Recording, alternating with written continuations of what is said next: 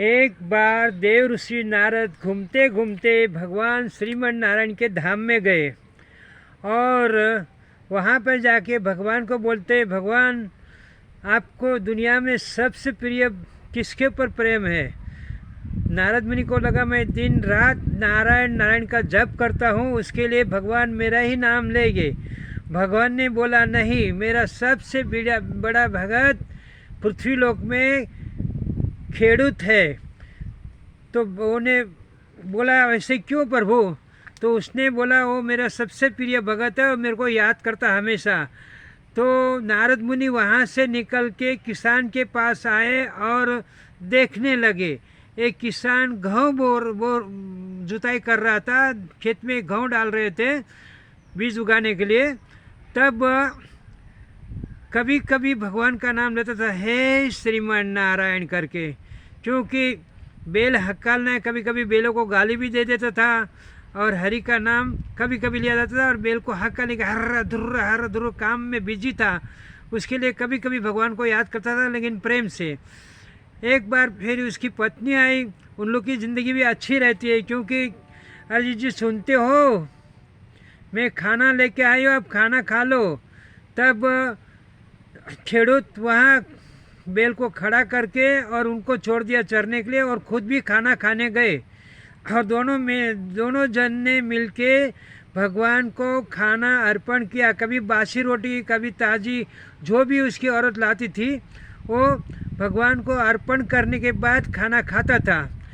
जय श्रीमन नारायण करके अर्पण करके खाना खाए।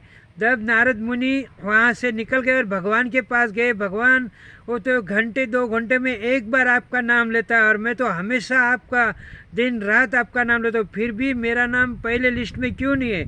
भगवान ने एक कटोरी ली, उसमें घी डाल के दिया और नारद मुनि को बोला ये घी लेके जाओ और पूरी पृथ्वी की परिक्रमा लगाओ, उसके बाद में आओ, लेकिन शर्त है एक बूंद भी नीचे नहीं गिरना मांगता है।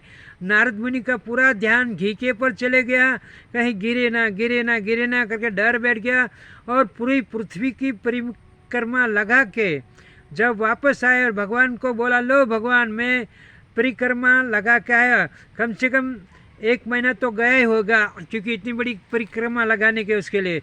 भगवान ने बोला एक बूंद भी नहीं गिरा? बोलता नहीं गिरा प्रभु, जैसे आपने दिया वैसे ही लेके आया। तो भगवान ने बोला इतने टाइम में तुमने मुझे कितनी बार याद किया? नारद मुनि बोलता है भगवान सॉरी, मैं तो भगवान क्षमा करना, क्योंकि मैं काम में बिजी हो गया, उसके लिए आपका नाम भूल गया।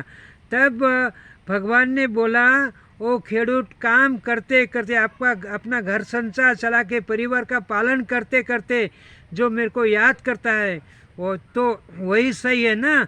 नारद मुनि ने बोला भगवान क्षमा करो, बरोबर है करके नारद मुनि निकल गए। और भक्ति का यही लक्षण है, काम करते जाओ, हरि का नाम लेते जाओ। भगवान ये नहीं कहते कि घर में बैठ के या मंदिर में जाके मेरा नाम लो, दिल से याद करो, काम करते करते तो भी भगवान स्वीकार करते हैं। जय द्वारकाधीश, वही सबसे बड़ी भक्ति है। जय राधे कृष्णा।